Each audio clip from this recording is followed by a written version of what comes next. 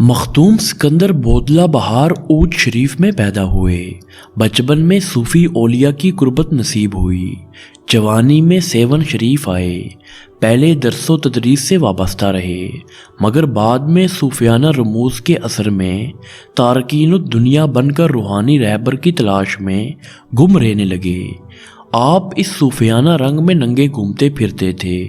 پھر آپ کو حضرت لال شہباز قلندر کی قربت نصیب ہوئی اور آپ حضرت لال شہباز قلندر کے ہر دل عزیز طلبہ میں سے تھے۔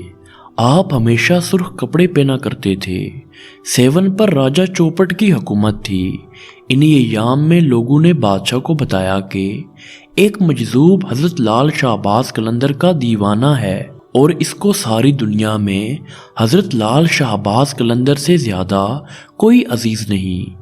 بادشاہ کو شدید غصہ آیا کہ میرے خلاف حضرت لال شہباز قلندر کے حق میں نعرے لگانے والا کون ہے؟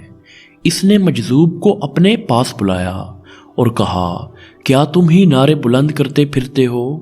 مجذوب نے جواب دیا، ہاں میں ہی ہوں، نعرے لگاتا ہوں، میرا مرشد لال سائیں ہے۔ یہ کہہ کر مجذوب شخص نے دوبارہ دیوانہ وار نعرے لگانے شروع کر دیے۔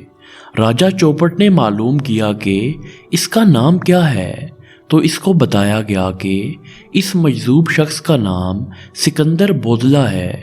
راجہ چوپٹ نے کہا، قلندر کے حق میں نعرے لگانا بند کر۔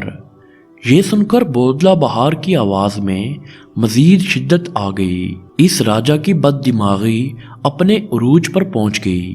اس نے حکم دیا کہ مجھ سے بغاوت کرنے کے جرم میں اس مجذوب کو ذبح کر کے پکایا جائے اور اس کا گوشت کھا لیا جائے۔ ادھر ان کو ذبح کرنے کے بعد ان کو کھایا جا رہا تھا اور ادھر حضرت لال شہباز قلندر دمال ڈال رہے تھے۔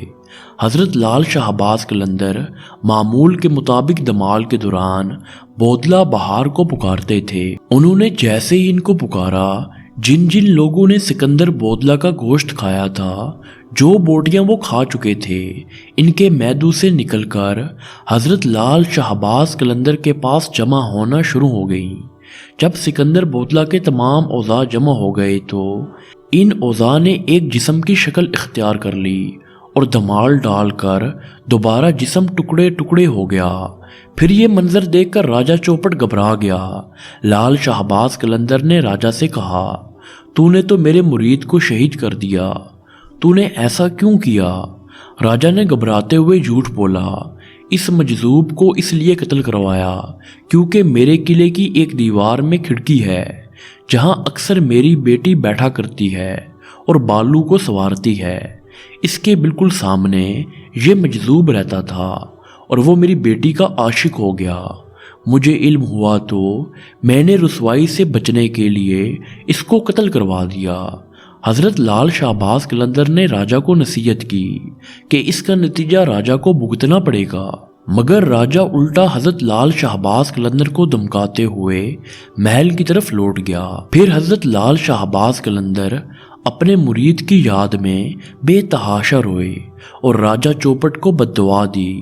راجہ کے قلعے سمیت اس کی بستی الٹ گئی۔